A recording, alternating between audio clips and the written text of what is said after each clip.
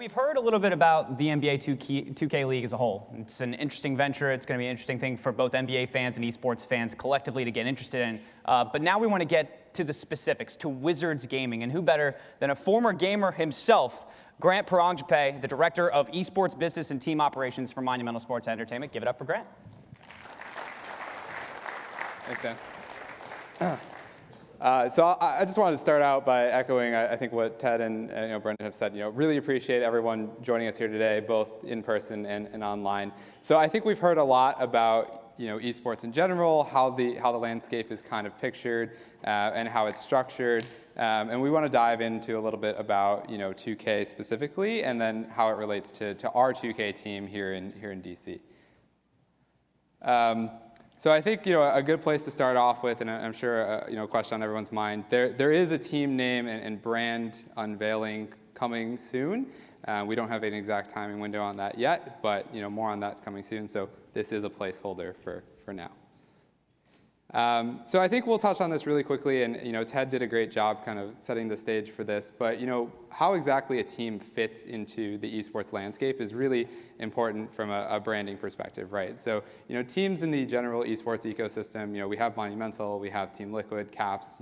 They're the ones who sign rights to players, and players end up eventually playing for those teams. And that's going to be the same for our 2K team. So they will live and breathe the same as any of our other franchises here. They'll have access to our sports psychologists, our nutritionists, our dietitian. It is the same as if there was any other athlete, and they will be treated the exact same way. From there, you have a lot of different kind of arrows and integrations that layer the landscape. So we'll start at the top, brands. I know a number of you in this room kind of represent that pool on our slide. So brands have a number of ways that they can kind of be involved in esports, right? Whether it's through a team sponsorship, which is kind of an angle that we have here at Monumental, but you also have opportunities to activate with publishers, activate at the league level, with the NBA 2K League as a whole, and then also by sponsoring and working with some of the media publishers, whether that's Twitch or YouTube or Facebook there. So there's a number of different ways to get involved, and we're going to primarily focus on how you could engage in a team sponsorship here at 2K, here at Wizards 2K. So we'll dive right in. So I think a good place to start, and I know Brendan hit on some of these numbers earlier, but like he mentioned, 2K is the best-selling sports title in the entire US. So they have over 9 million copies sold, 1.6 million active users daily, a great demographic range between 18 to 34, with 63% of their total demo falling in that age range. So it is primarily, male-dominated as well, but it really represents a great opportunity to reach kind of a difficult-to-reach age group for a lot of brands out there in the space. So just a few more stats, kind of level setting here. Who exactly the audience is. We do have that kind of 80 million that we have access to. These are all your basketball fans within the U.S. And then you also have kind of 10.3 million who are only esports fans, and then 9.6 who kind of lie in the middle. So for 2K League, it really represents an opportunity to reach all of those fans, whether you're a fan of basketball only, whether you're a fan of esports only, or whether you watch both. So that's really kind of the unique selling proposition that we have here for 2K League. So how exactly does a brand get involved? And I think we'll kind of start things off by saying the most important thing you can do from the brand perspective is activate authentically. There is no forgiving in esports, and if you do not do it authentically, it will be very challenging going forward. So I think a few of the opportunities we have, and why 2K is so exciting is you really do have that opportunity to develop an authentic connection with an entirely new audience for your brands. Whether that's esports enthusiasts only, whether that's fans who might not have watched basketball or other traditional sports before, you really have access to an entirely new fan base. Again, this is kind of an opportunity to be a founding partner. So whether it's trying to compare an NFL or an NBA sponsorship to 2K League, this is really kind of an opportunity to get in on something brand new and very exciting from our perspective. I think it's been echoed a few times, but it is very brand friendly. It is rated E for everyone, which you don't see for a lot of other esports titles, whether it's Counter-Strike or Call of Duty, where there is that concern of violence as well. And then I think, with the linkage here that we have to Monumental Sports Network and Monumental Sports Entertainment as a whole, we really do have access to a lot of resources that endemic teams don't. So whether that's producing in-house content, whether that's through our branding, and again, through our activations for different partners, it is really kind of an all-inclusive experience for us. So there's a number of partnership opportunities that we're going to kind of run through here over the next couple of slides. So like Brendan mentioned, there is the virtual courtside signage. From the team perspective, that would be for all regular season and playoff games. There is also the virtual jersey patch. So for those of you who have been following along, the Wizards are one of the teams who don't currently have a jersey patch sponsor. But there is also a virtual jersey patch in the game, which would be on all of our players' jerseys in the game. You also then have the out-of-game jersey for players. So, the physical jerseys that our 5 guys will be wearing when they're sitting in the studio, practicing in the house. There's a number of opportunities to activate around that physical piece of clothing. And then I think probably one of the most exciting areas, team-organized grassroots events. So, local activations in our markets, whether that's around content, whether that's with other franchise players. There's a number of cool things that we can do from a team perspective there. And we'll get into these a little bit more, but there's also a number of digital and social content opportunities that I think are really exciting for esports. It's a great way to kind of reach a mass audience and do it in a very authentic way. So this is just kind of a cool example of what some of the in-game inventory looks like from a rotational signage and static signage perspective. There's a number of in-game opportunities. I think like Brendan mentioned, working with 2K kind of really allows us to do almost anything. So if it was something that you wanted your brand on the shirts that get shot out of the cannon at halftime, you can do that. If you want little balloons, dropping shirts, with your brand on it, you can do that too. So there's a number of content, number of in-game opportunities that you don't find in esports anywhere else.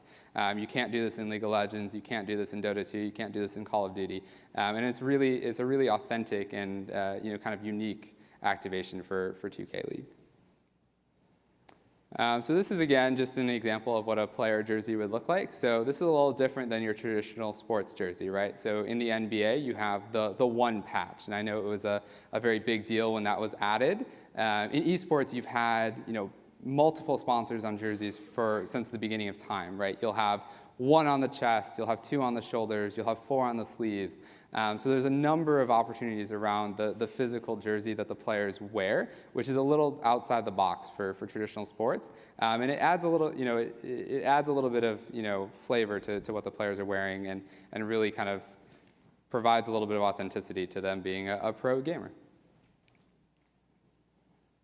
So these are just a few of the ideas that we've been kind of working with in terms of local grassroots events for our players and our franchise. So having the 2K team out to events with other franchise players, whether it's a signing session or a viewing party. So like we talked about, all of the games will be played out of Central Studio. So you can't go to Cap One to watch. So we'll be looking at putting on a series of watch parties for both our partners and then also fans of our 2K team to enjoy, whether that's at a bar or a restaurant or even here inside the arena as well. And again, it is kind of a long-term activation in terms of you have 15 weeks. It is kind of an opportunity to keep activating at multiple different touch points. So just a few examples of what social activations can look like from an esports and a 2K perspective. Whether it's after game highlights or score recaps, also classic giveaways, of course. I think the one thing you'll find though is it has a different feel when these activations come from a 2K team or from an esports organization rather than from a brand account or from a traditional organization's account. Players have very authentic relationships with their fans, and it's a lot closer than you might find with a fan of John Wall and John Wall himself. You'll have players who respond to tweets when players when fans tweet at them and get upset at a loss or, question, if this product is worth it. And it really does kind of all lend itself to that conversational buying style that so many millennials and digital natives have. So this is a really cool kind of authentic way to really reach that audience. So I would be remiss if I didn't mention Monumental Sports Network and kind of the great opportunity that represents. So whether it's original programming or really kind of branded content, there's a lot of work that we can do with our we have the largest production staff in the NBA, and there's a lot of work that we can do from that perspective in terms of creating co-branded content and really kind of authentically aligning a brand with our 2K team. Speaking of which, we had a few ideas that we wanted to share as well. So whether that's an exhibition with some of the other 2K teams and having a co-branded content series there, there will be kind of a lot of time in between when we draft the team and the season actually kicks off in May to create content around their training sessions. What's it like meeting a professional dietitian or sports psychologist, and kind of what does that really look like from a 2K player's perspective.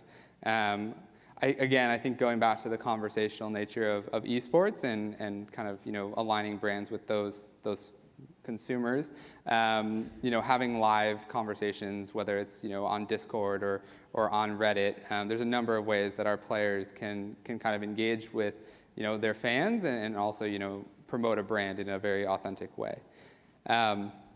And I think just all of the content opportunities kind of all boil down to we're open to ideas more than anything else. There is no rule book in terms of what content is possible and what content is normal in esports. And I think that's a really exciting opportunity to both work with a partner in creating really authentic content and also creating something new and cool that really hasn't been done before. So with that, I'd like to kind of wrap things up from my end. Appreciate everyone kind of sticking with us. We're going to transition over to the panel portion of today's talks, and I'll bring up Dan to kind of introduce the panelists.